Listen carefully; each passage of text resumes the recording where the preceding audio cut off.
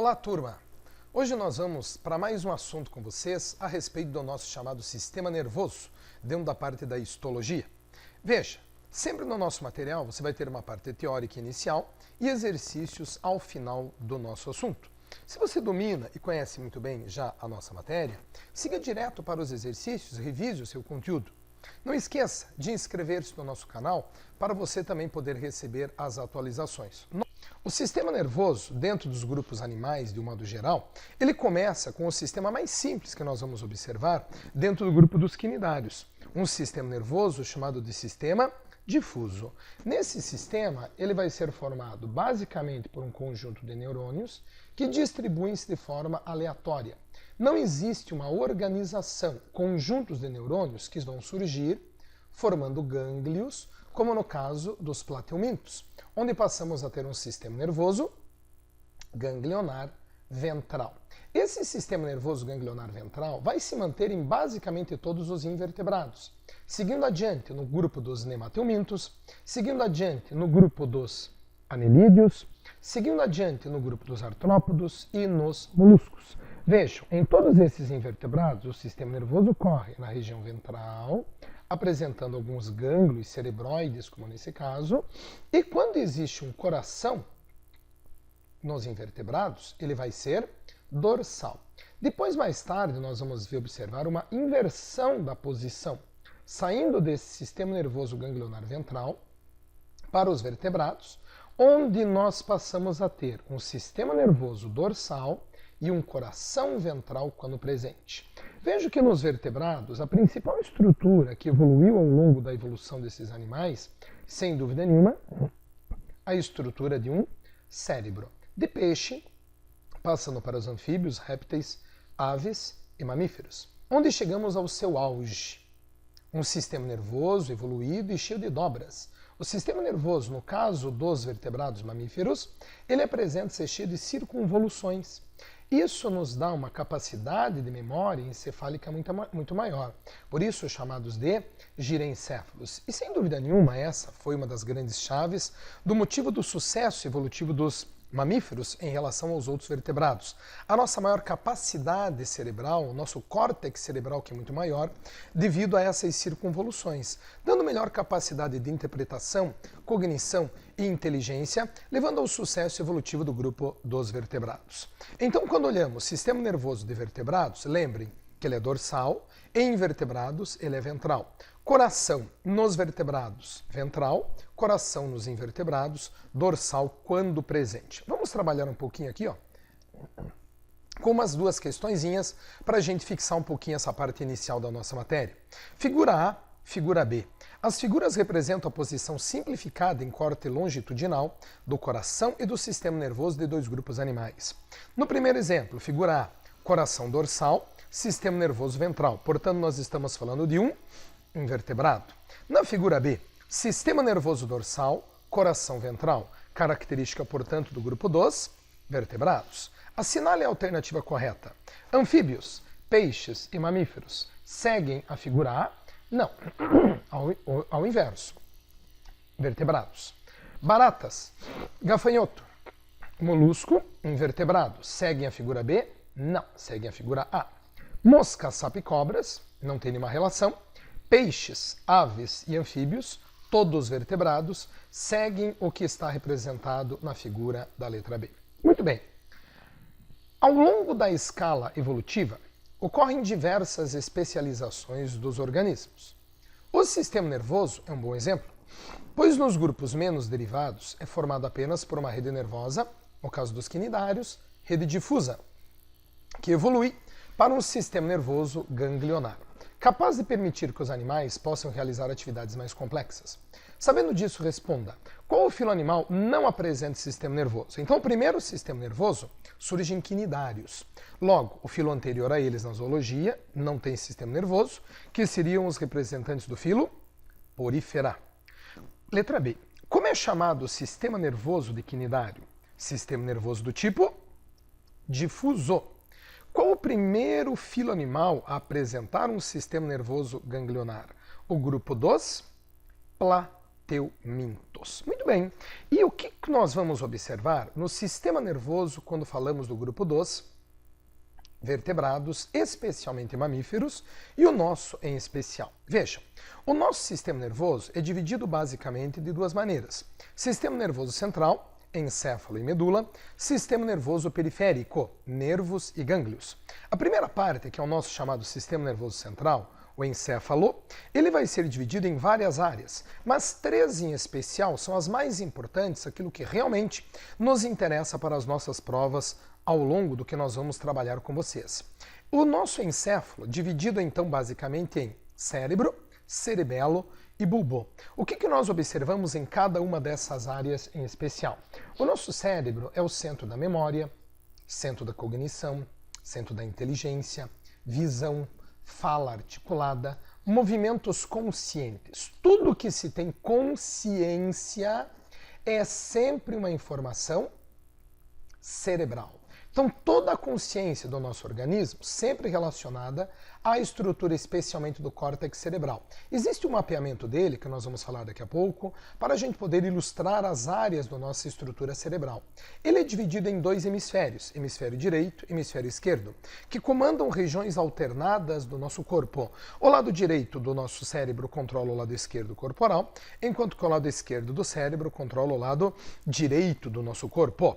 A região chamada de bulbo vai controlar os movimentos autônomos, como a pressão arterial, batimento cardíaco, respiração, mecanismos da digestão. Todas essas funções são controladas pelo bulbo.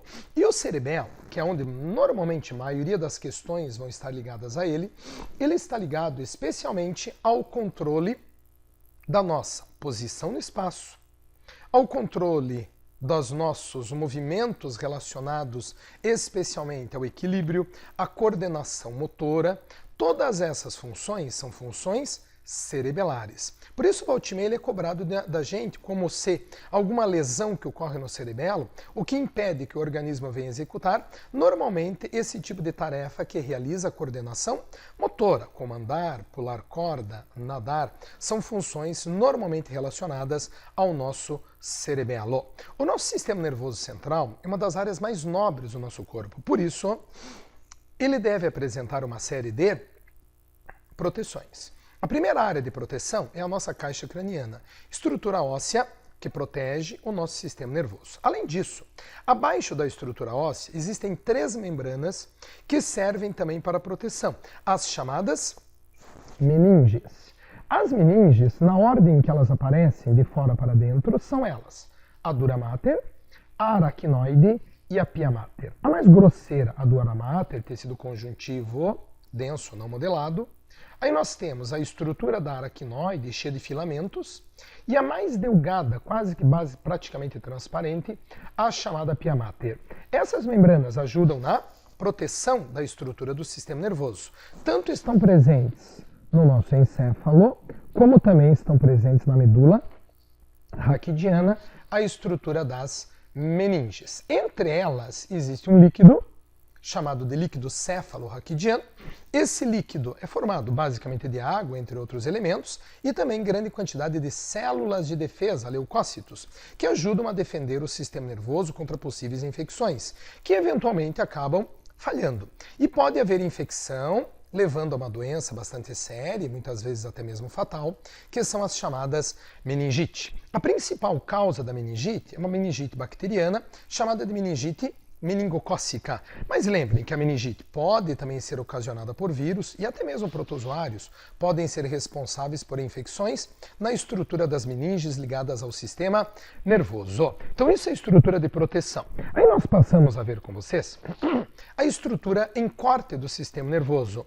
Quando observamos ela em corte, nós vamos ver que existe uma área externa no encéfalo que ela tem uma coloração mais escurecida, que nós damos o nome a ela de substância ou massa cinzenta. Ela é formada por corpos celulares dos neurônios. E na parte interna do encéfalo, a substância mais esbranquiçada, chamada de substância ou massa branca, formada pelos axônios. É fácil.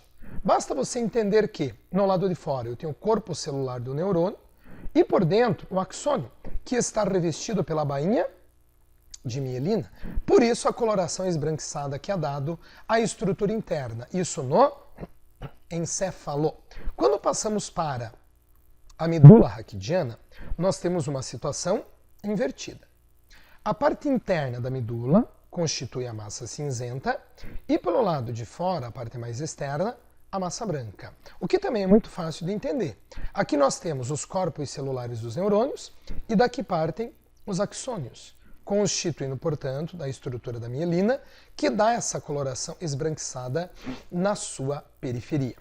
A medula está principalmente relacionada ao que nós temos como movimentos ou relações inconscientes, entre eles especialmente o chamado ato ou arco reflexo, um mecanismo inconsciente de defesa que o nosso corpo executa coordenado pela medula raquidiana.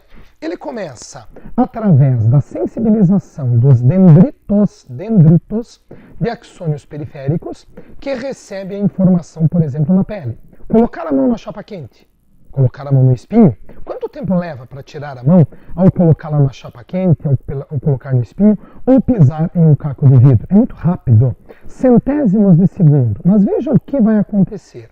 A informação é recebida pelos dendritos, corre passando pelo corpo celular, passando pelo axônio, até chegar à medula raquidiana. Isso por um neurônio ou por um ramo sensitivo da medula. A raiz posterior da medula sempre é a sensitiva, raiz de trás, raiz posterior ou dorsal. Então toda a informação que chega na medula, ela sempre chega pela região posterior da medula raquidiana. A informação vem pela medula por um ramo posterior sensitivo. Chega na medula, onde faz uma sinapse com um neurônio intermediário, o interneurônio, ou neurônio de transição, ou ainda de associação. Esse neurônio, chamado de neurônio de transição, faz uma sinapse agora com o neurônio motor. Vejam, dendritos, corpo celular, axônio. Levando a informação até o músculo da mão, eu retiro o braço da chama, retiro o braço do espinho, o pé do caco de vidro. Então, colocar a mão na chapa e tirá-la rapidamente é um movimento absolutamente inconsciente que a gente faz para preservar, para defender o nosso organismo. Normalmente, os atos reflexos envolvem 3 neurônios. O neurônio sensitivo, o interneurônio e o neurônio motor. Raiz posterior, raiz sensitiva, raiz anterior, raiz motora. Existem reflexos que envolvem apenas 2 neurônios. O mais clássico deles é o reflexo patelar, onde o médico bate no joelho e você simplesmente chuta o ar. Nesse caso, existem apenas 2 neurônios. O neurônio motor, o neurônio sensitivo, que recebe a informação, faz uma sinapse direta com o neurônio motor, levando a informação até o músculo efetuador e você chuta o ar. Alguns reflexos intestinais também envolvem apenas 2 neurônios, chamado por isso de reflexo simples. E o reflexo que envolve 3 neurônios, chamamos de reflexo complexo. Muito bem, vejam aqui com a gente alguma coisa para você entender melhor. Para a propagação do impulso nervoso, é necessário um estímulo que gera uma resposta. O esquema a seguir representa um arco reflexo, no qual o calor da chama de uma vela provoca a retração do braço e afastamento da mão da fonte de calor. Raiz ventral, motora, raiz dorsal, sensitiva. Muito bem.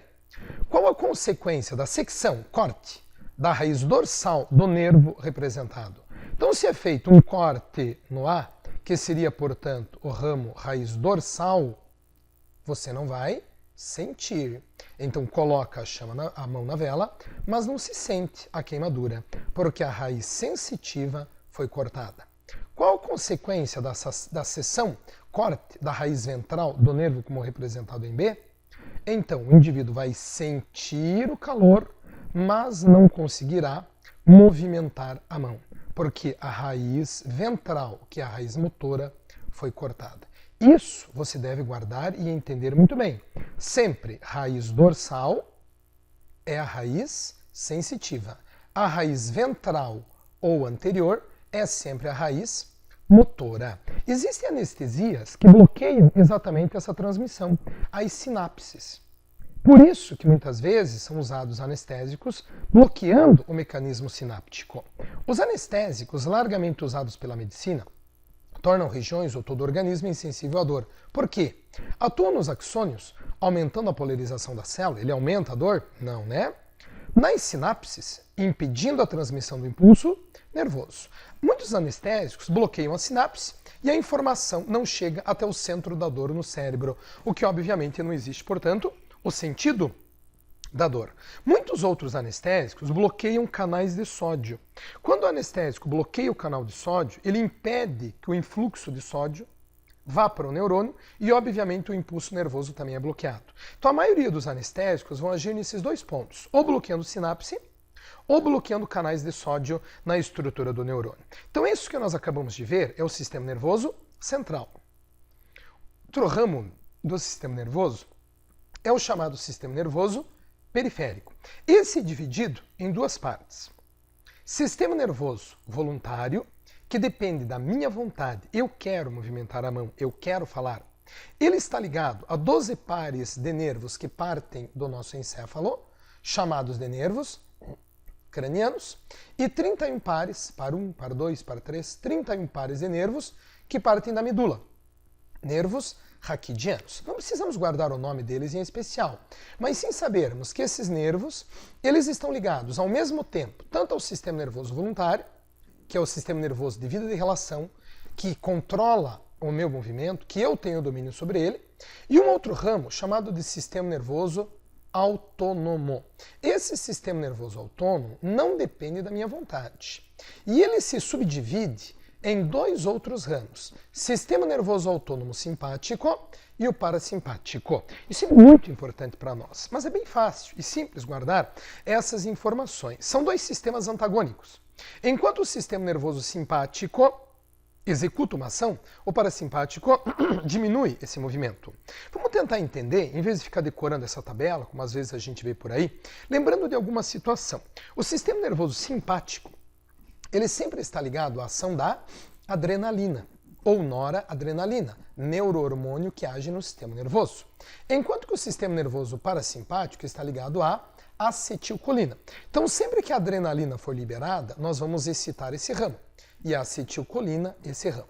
Quando eu falo do sistema nervoso simpático, adrenalina, eu posso lembrar de uma situação de alerta, uma situação de perigo, uma situação de susto. O que ocorre numa situação de susto? Dilatação da pupila, aumento dos batimentos cardíacos, aumento do ritmo respiratório, vasoconstricção periférica e aumento da pressão arterial, diminuição dos movimentos digestórios e geniturinários, como por exemplo relaxamento de esfíncter da bexiga. O inverso dessas funções está ligado ao sistema parasimpático. Ficou fácil, não ficou? Veja, outra coisa importante é você guardar os mediadores químicos. Quando eu falo de nervo motor, somático, sistema nervoso voluntário, aquele que eu controlo o movimento da minha mão, eu sempre tenho um neurônio único que parte, portanto, e chega até o músculo esquelético, fazendo uma sinapse neuromuscular. O mediador químico liberado aqui sempre será a acetilcolina. Em órgãos viscerais, o sistema parasimpático, também o mediador químico, acetilcolina. E quando falamos do sistema nervoso simpático, o mediador final, que faz a ligação com músculos ou eventualmente com glândulas, é sempre a noradrenalina ou adrenalina, que pode ser o mediador usado aqui. Guardou isso tudo? Essas são as principais informações a respeito do nosso sistema nervoso. Mas, como sempre, vamos a algumas questões para melhorar a sua fixação deste conteúdo. Questão da Universidade Federal do Paraná. Sistema nervoso. A figura representa o esquema da organização do sistema nervoso autônomo e a figura 2 o esquema de uma sinapse entre axônio e neurônio motor e uma fibra muscular estriada esquelética.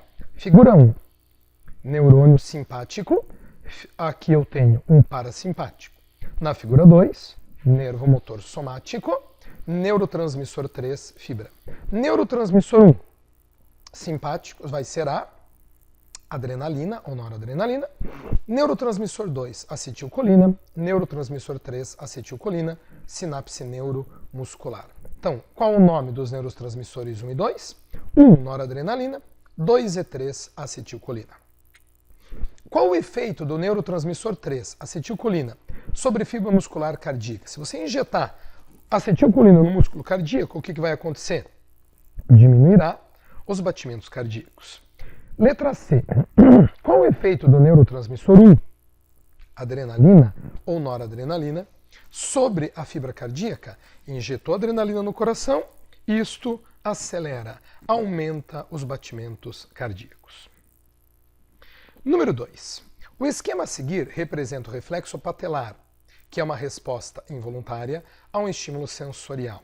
Então eu tenho aqui o martelo batendo no joelho, ramo neurônio sensitivo, raiz dorsal, ramo motor, raiz ventral, e chuta o ar.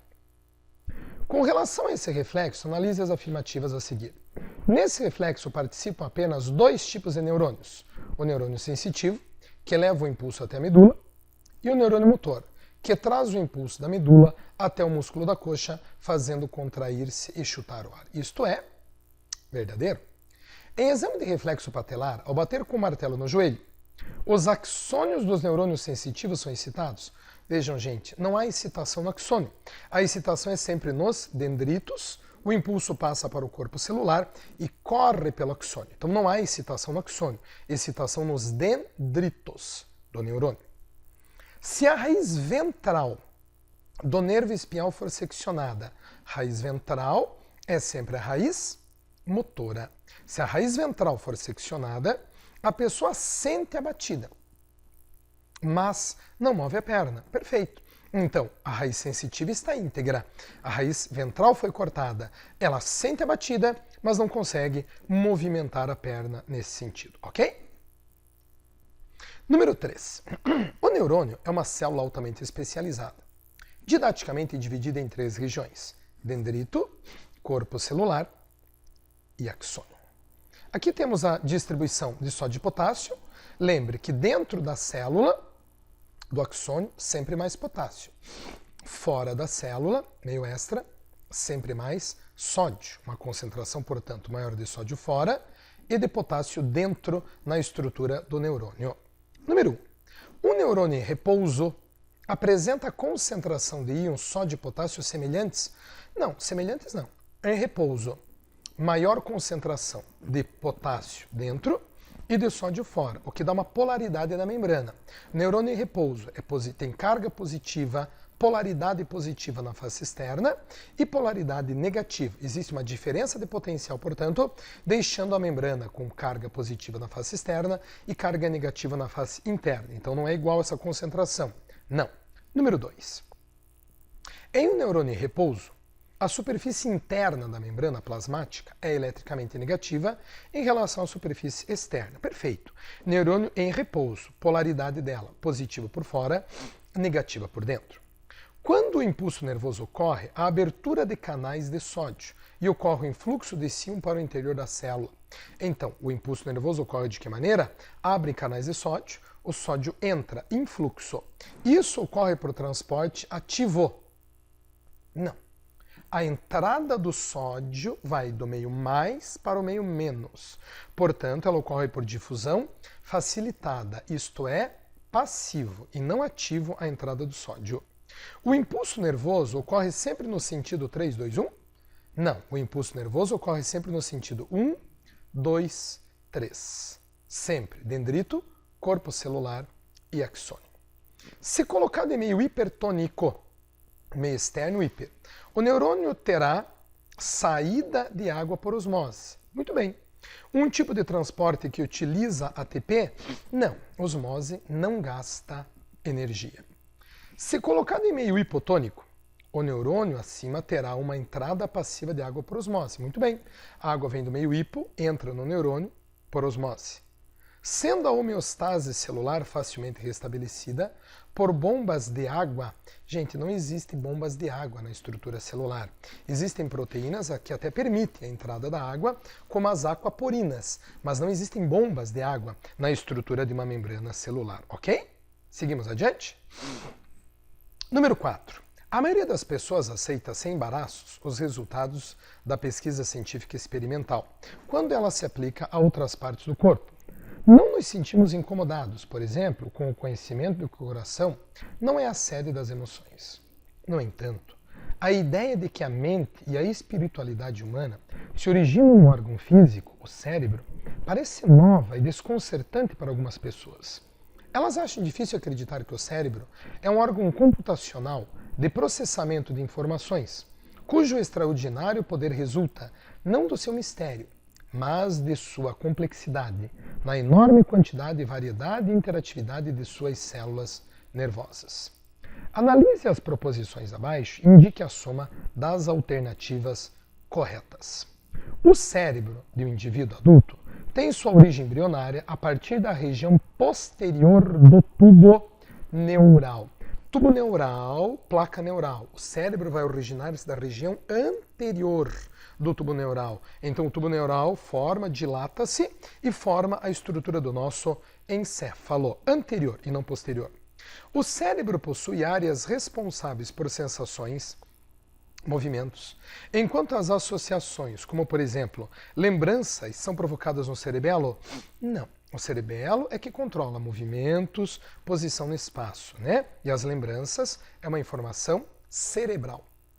Os gliócitos, que são células da glia ligadas ao sistema nervoso, fazem parte do cérebro. Sim, estão em todo o sistema nervoso. São células responsáveis por sustentar e nutrir o neurônio perfeitamente. As células da glia sustentam, defendem e nutrem os neurônios. Número 8. A comunicação entre neurônios normalmente é feita através de sinapses químicas. Normalmente, existem elétricas, como por exemplo no coração, mas normalmente as sinapses são químicas, são liberados mediadores químicos, como a acetilcolina, adrenalina e noradrenalina, as mais importantes. Porém, existem outros, como serotoninas, endorfinas, dopaminas, outras substâncias liberadas nas sinapses também. Então vejam, nas sinapses químicas, as quais se caracterizam pela ausência de contato físico entre neurônios. Perfeito. Sinapse não é uma ligação física, então existe um espaço, e a ligação é normalmente química entre os neurônios. Item 16. Nas sinapses químicas, ocorre a liberação de moléculas, neurotransmissoras ou neurohormônios ou mediadores químicos, como por exemplo adrenalina, serotonina e dopamina. Pode ser? Pode. Todas são mediadores químicos nas sinapses. Substância química como opiáceos, a nicotina, drogas, portanto, entre outros, não interferem nas sinapses químicas estabelecidas entre neurônios, isto é, falso, né? Onde que agem as drogas? Também nas sinapses, provocando excitação, mudança, portanto, de características do neurônio, onde age normalmente a estrutura das sinapses. E número 5. O tecido nervoso é um dos tecidos humanos que possuem células altamente especializadas. Na ausência dele, não é possível comandar de forma rápida e eficaz ou eficiente várias partes do nosso corpo. Assinale a alternativa correta a respeito do tecido nervoso. Letra A.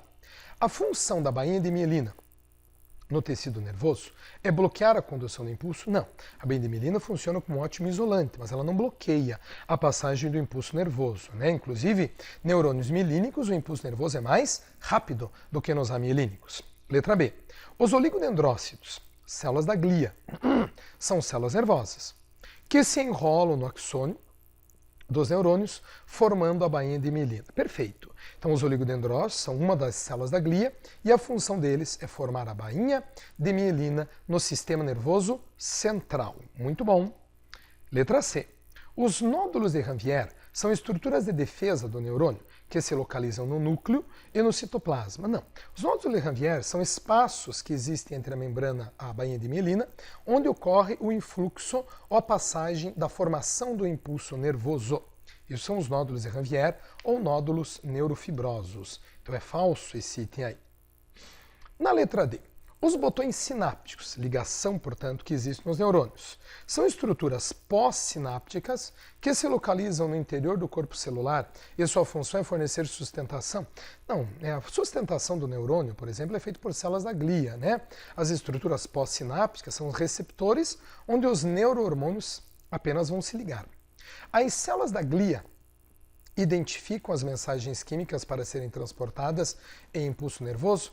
Não. Quem identifica as mensagens? Os neurônios. As células da glia, astrócitos, oligodendrócitos e micróglia servem para nutrir, sustentar e defender os neurônios. Acho que é isso, gente. Espero que tenham aproveitado mais esse nosso momento. Não esqueça de dar a sua curtida no nosso canal, faça o seu comentário e se tiver alguma dúvida, não deixe de escrever para que possamos ajudá-lo a responder mais essa questão. Obrigado e um grande abraço a vocês.